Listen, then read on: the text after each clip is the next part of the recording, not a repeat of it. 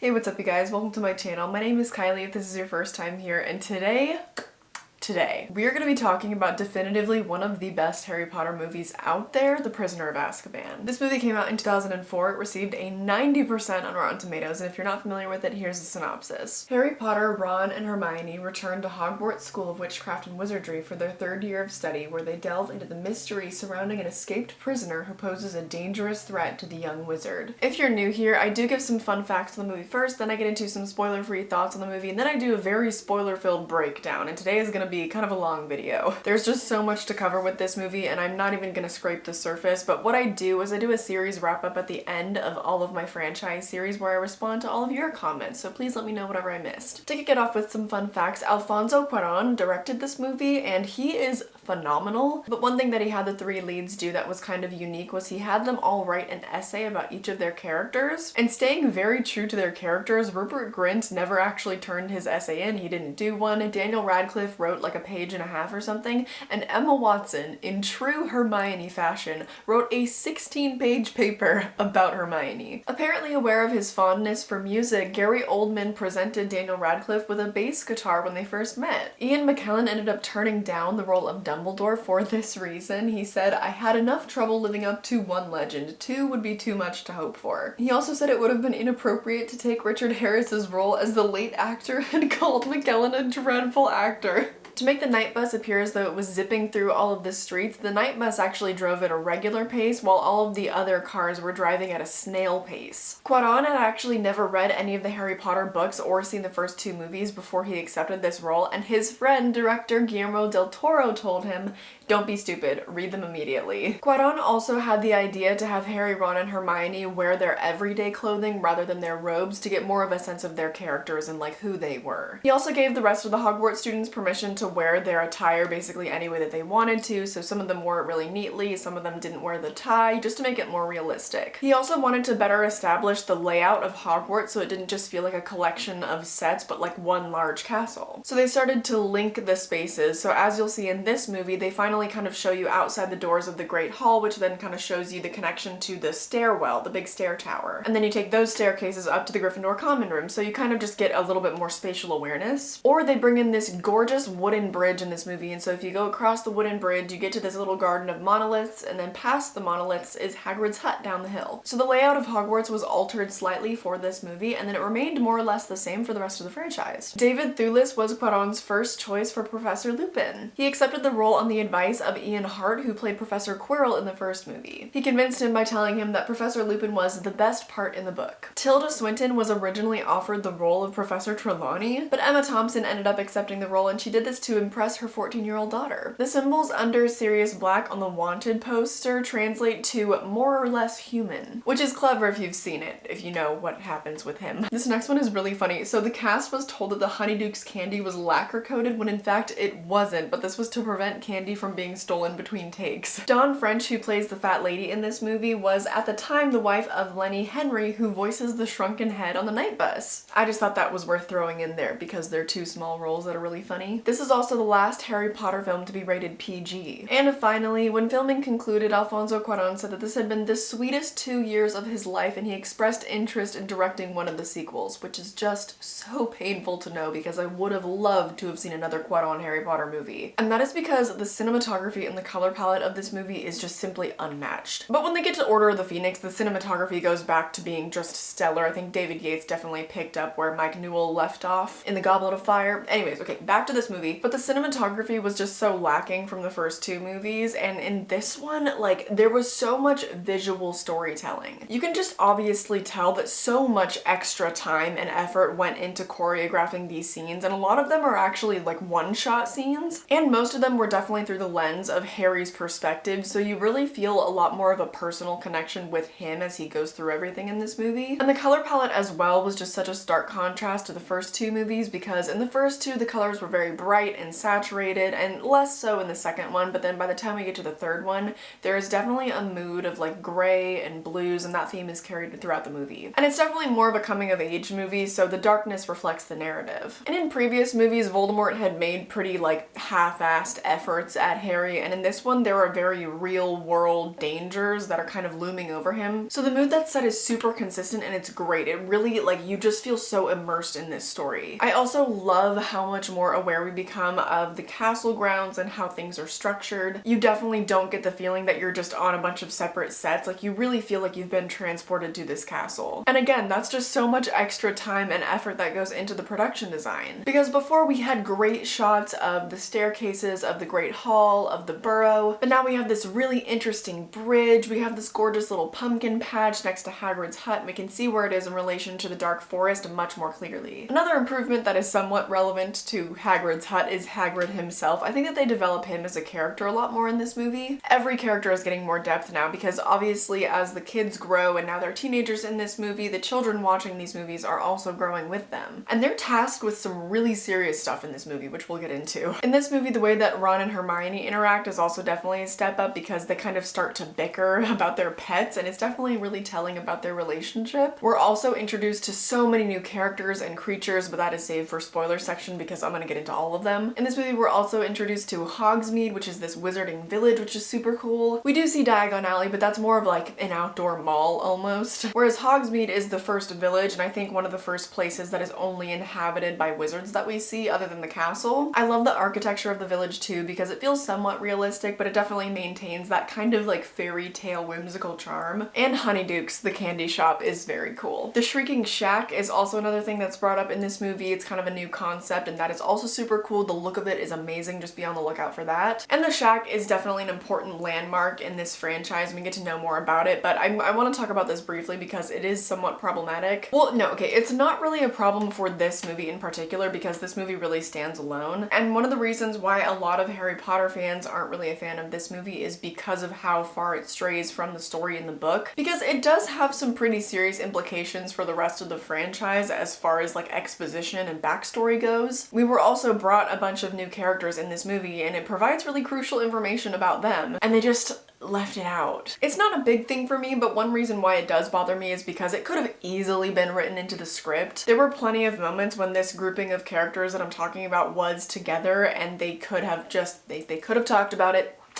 The dialogue could have been added in, but it wasn't. And that's why I'm always so torn on this one. I think it depends if you're a bigger fan of the books than the movies, but I mean, it's hard to say. I kind of look at them as two separate entities because the canon of the books is a lot different than the canon of the movies. They're not terribly different. Like, this is a franchise that does remain pretty true to the books, but there is a lot that they leave out. And that's why I'm always so torn because this movie works and it works as part of the franchise, but I think that the franchise would have benefited from having that extra information in this movie. But at the same time, this is one of the most well-made Harry Potter movies by a mile. So it is what it is. I mean, all growing up, this had been my favorite Harry Potter movie. This was probably my favorite movie of all time growing up. But I haven't finished rewatching all of them, so that opinion might change. I don't know if this will end up still being my favorite one. But this is a rare example of a Harry Potter movie where this movie itself can just stand alone entirely. Every other Harry Potter movie relies on having some sort of existing knowledge of the previous movies, well, except for the first one, obviously. And even the first one is extremely open-ended because you know that Voldemort is going to come back. You know, there's 7 more movies. This movie is extremely self-contained, and I think that that's the reason why I rewatched it so much as a child. Like, before I had this vast expanse of knowledge on the franchise, I just watched this one for enjoyment. So obviously I do recommend this one. This is definitely by far one of my favorite Harry Potter movies. If you watch none of the other ones, you could honestly just watch this one by itself. I know I didn't get too deep into it, but it's because my spoiler section is going to be very long, so I'm gonna jump into that right now. If you haven't seen it, I really implore you to go watch it, then hopefully you come back for my spoiler section. So I do actually have a bunch of fun facts that I'm gonna get into in the spoiler section, as well as all of the canon that they changed for this movie. Also, yes, this is a time turner. If you were wondering and watching that whole time, yes. Let's see, you spin that one.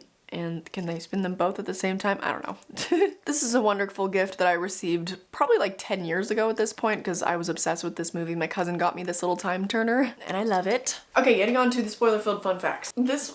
This first fun fact is really funny. So Quidditch had the idea for when the Dementors come to the school grounds, he wanted the rain to turn into ice, but however, due to his thick Mexican accent, the special effects team heard eyes, not ice. They apparently went as far as to draft a storyboard which depicted eyes falling from the sky, which they presented to a stunned Quidditch, who instantly corrected their mistake. I just find it hard to believe that no one on the special effects team even had just like a drop of common sense. Like no one was like, hey, maybe he didn't mean eyeballs literally falling from the sky. Maybe he meant ice, because in this story they are constantly saying how Dementors make them feel cold. So I don't know, maybe that's not even true, I don't know. When Buckbeak the Hippogriff is introduced, there's a very brief shot after Ron pushes Harry forward of the animal pooping. The CGI team believes that this might be the first instance of a CGI animal pooping on the big screen. However, the BBC series Walking with Dinosaurs did it first in 1999. But this was the first time it was done in a feature film, so that's an accomplishment for sure. Okay, so we have a lot of book canon to get through right here, so I'm gonna be kind of reading off of my notes, apologies. Early in the movie, it's very brief, but Harry sees a picture of the Weasleys from their trip in Egypt. Even though it's never mentioned again, this is actually a really important plot point in the book. While on an inspection of Azkaban, the Minister of Magic had a copy of that paper and gave it to Sirius Black, who recognized Peter Pettigrew disguised as Scabbers. And so that's what made Sirius Black want to break out of Azkaban and track them down at Hogwarts. And then, you know, take his revenge and kill him and whatnot. Also, despite Black being innocent of murdering Peter Pettigrew and Muggles, a crime for which he was sent to Azkaban, he was actually not wrongly at Azkaban because he is an unregistered Animagus. And that is a crime for which the sentence is imprisonment at Azkaban. The Shrieking Shack in this movie is also completely dilapidated and all broken on the inside, but the film never explains why or the origins of the shack, which is just so infuriating. It also never explains why Sirius and Lupin know how to enter the shack either. The book explains that Professor Dumbledore allowed young Lupin to study at Hogwarts on the condition that he would isolate himself in the purposefully built shack every month during his werewolf transformation so that he couldn't hurt anyone. The willow was planted over the tunnel entrance to keep other students from entering, and the monthly sounds of Lupin howling and thrashing the interior quickly established the reputation that the shack was haunted. In fact, Dumbledore encouraged these stories so that people wouldn't go near it. When Lupin's friends James, Sirius, and Peter learned of his secret, they became Animagi so that they could join him in the shack each month, since werewolves are no danger to animals. In the book, Harry also learns the nature of Snape's hatred towards James and Sirius when Snape found out that Lupin headed into the shack each month. Sirius jokingly encouraged Snape to follow Lupin to learn his secret, and realizing that this could kill Snape,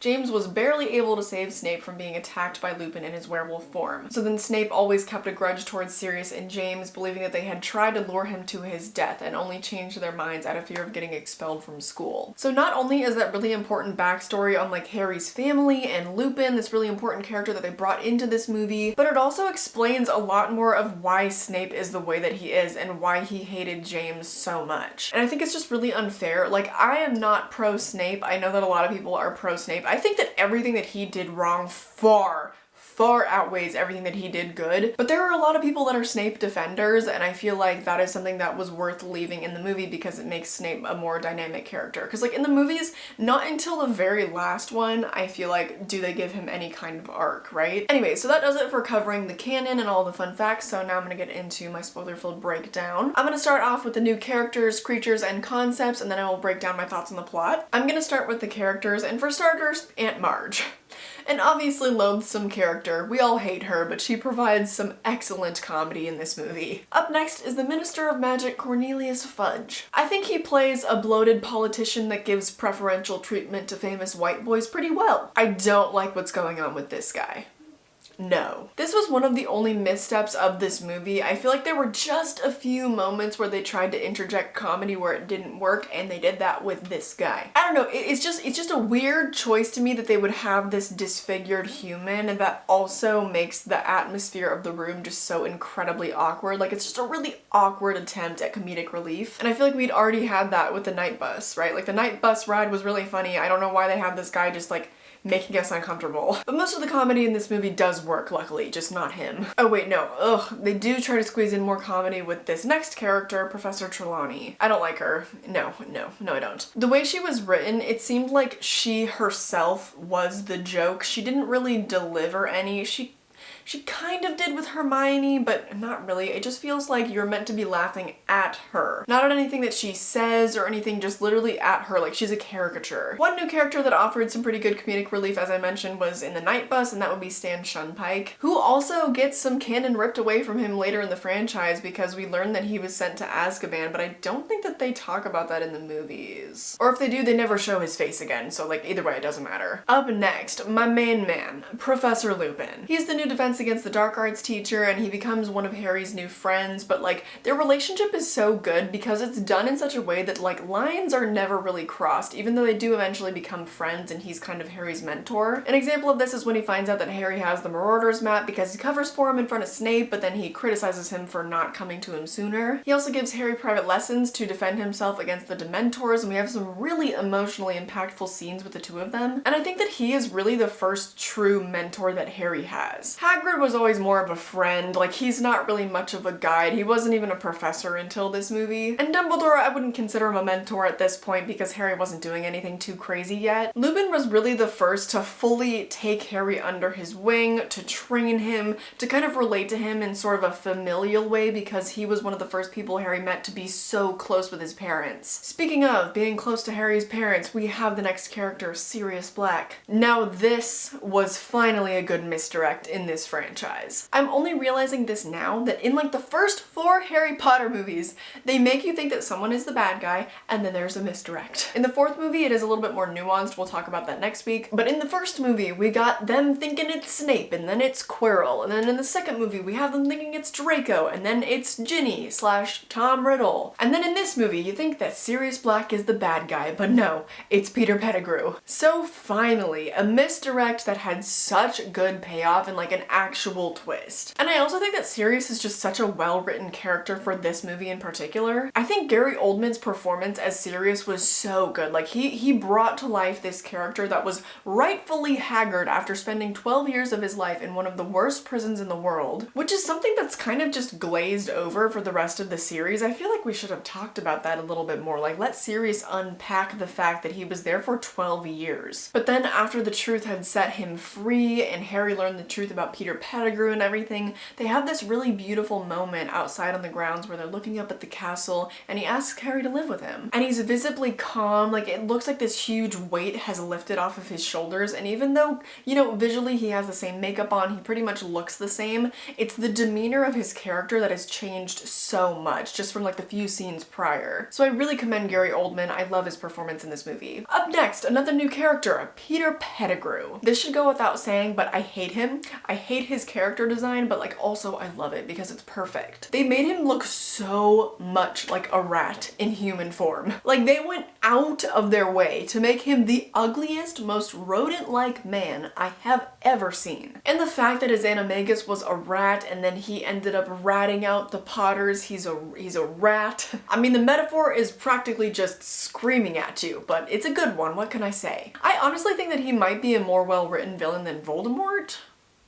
Maybe? I don't know. And up next for the last new character I want to talk about in this movie, and that would be Dumbledore. Now, okay. I know that technically he is not a new character, but he is played by a new person in this movie, so I think it's worth mentioning because this Dumbledore is very different from this Dumbledore. I think that this Dumbledore definitely makes more sense for the rest of the franchise and what Dumbledore ends up going through, but we'll get more into it when the time comes. Okay, now to discuss the new creatures that we see in this movie. The creatures are without a doubt my favorite part of the Harry Potter franchise. This is why I love these movies so much. The Boggart. I wish that at some point in the series we got to see what a Boggart looks like in its true form. Because this is one of the most fascinating creatures of the entire franchise. Like, how does it work? How do they procreate? Where do they come from? And it only had one scene in this movie. Like, it served to show us that Neville was being pretty much abused by Snape, and it also taught us that Lupin is afraid of the moon. So it was kind of just suggesting he was a werewolf. I just think that the Boggart deserved more because that was also one of the most fun scenes of the movie. And then they never come back. The Boggart never comes back for the rest of the franchise. Anyways, moving on. On to Buckbeak. Yes, the boy, the hippogriff. When I was young, I always thought he was the coolest part of the movie, aside from the time travel. Now, is Hagrid a good teacher for letting a 13-year-old student get on his back and ride him thousands of feet into the air? No, I don't think Hagrid is a good teacher. Like, wizards are still human, you know? If Harry had fallen off of Buckbeak,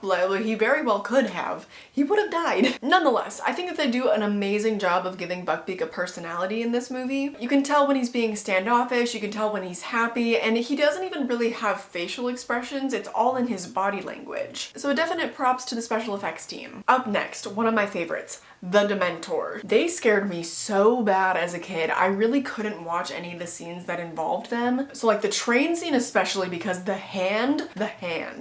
And then I couldn't watch the Quidditch match either because Harry almost died in that bit as well. I think this is one of the most terrifying creatures we're ever introduced to, honestly, in like any cinematic franchise, because what other creature's sole purpose is to suck out human souls? Like a creature that can suck out the very essence of your existence.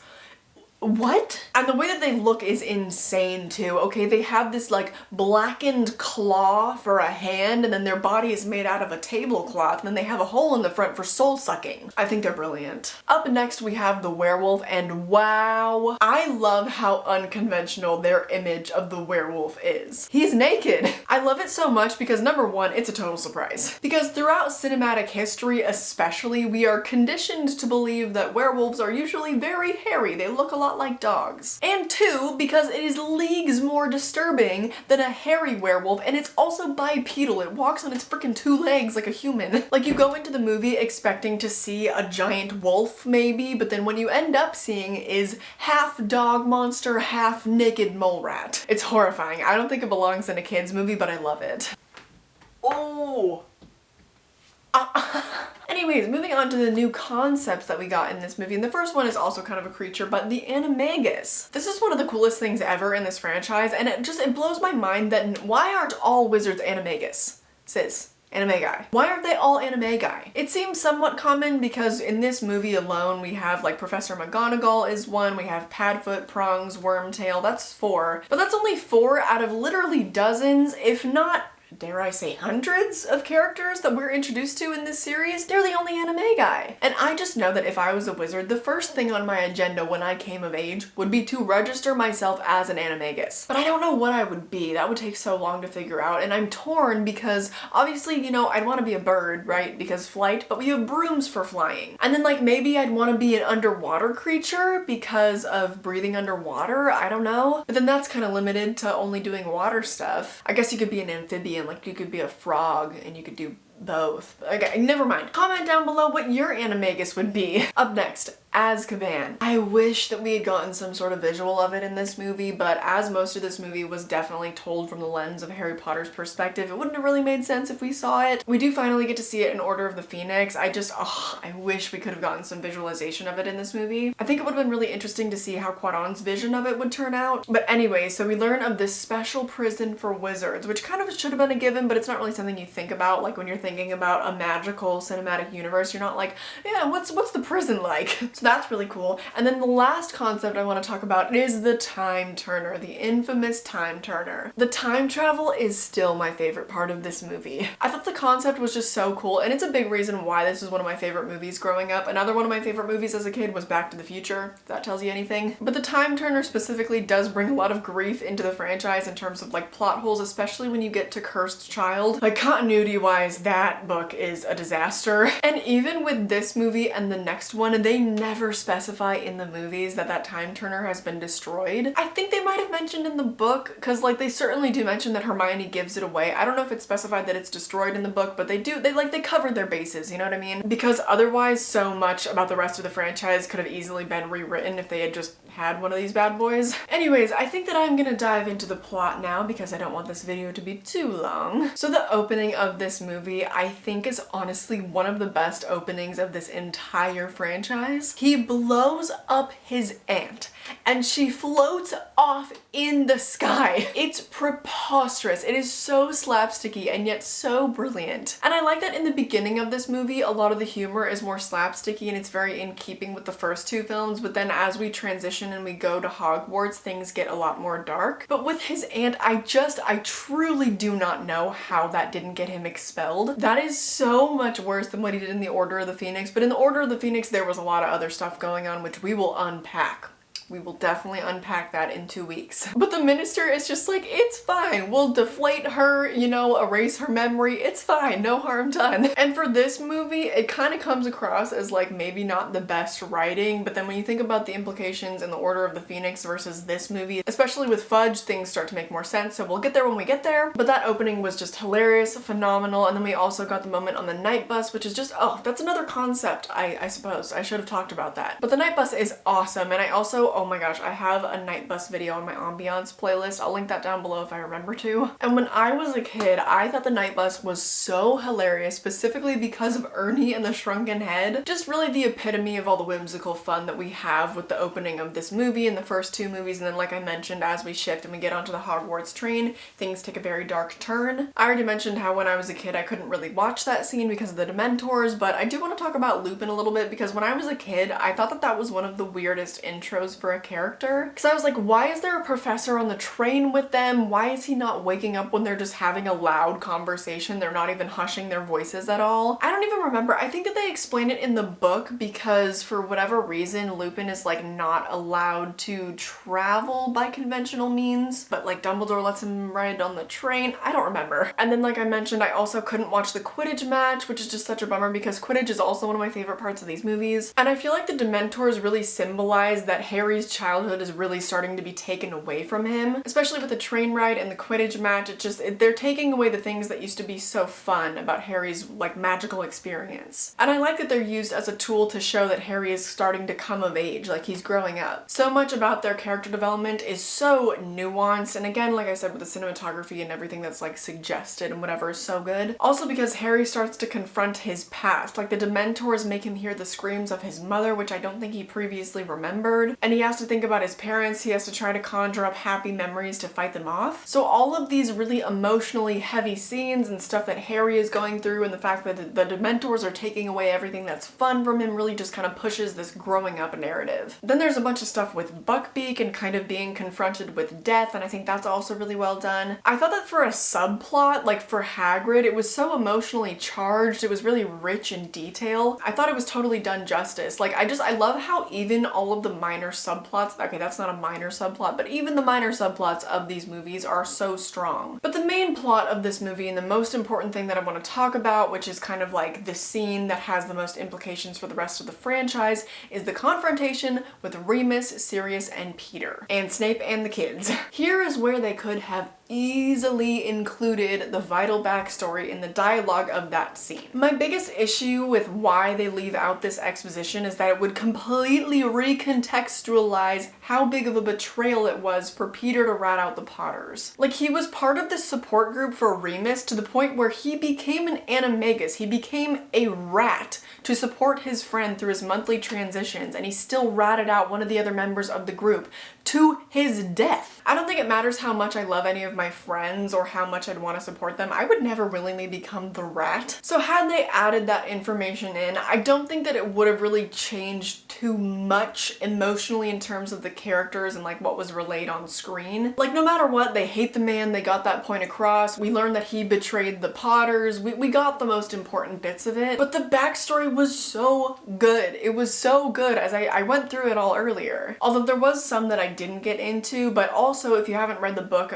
spoilers, I already gave a bunch of them, but Professor Lupin was bitten by Fenrir Greyback, another character that comes back later in the series. He was bitten by him as a child and he became a werewolf very young. As I mentioned, Dumbledore was the only one that would like accept him in his school, like no other schools wanted to take him, and that group of friends were the original owners of the Marauders map, which is like I feel like that's such an important thing to know because there's also all of like the nicknames on there. So Moony is Lupin, obviously. Wormtail is Peter Pettigrew because he's a rat. Padfoot is Sirius because he's a dog. He's got padded feet, right? And then Prongs is James because he was a stag. He had, you know, antlers. So it's not like it's horribly relevant backstory, but it is, it's still kind of important. Like, I would still love to know these things about these characters from the movies. And it also would have helped you to better understand Peter's betrayal because in the movie, like, the dialogue just suggests that they were all friends and that's basically it. But they had this like monthly soul bond where they all would turn into animals, you know? Like, that's crazy. So I understand the rage that some people have with it. I'm just kind of back and forth. And then after that, we have the confrontation with Werewolf Lupin and the kids, and then Harry and Hermione go back in time and they save Buckbeak and Sirius, yay! Like I mentioned, the time travel is probably my favorite part of this movie. I always loved it so much. Like, there's just so much tension when you're like not allowed to be seen and you're messing with time. One of the only notes I have for the final act of the film is that for whatever reason, when I was younger, I was obsessed with Hermione's outfit.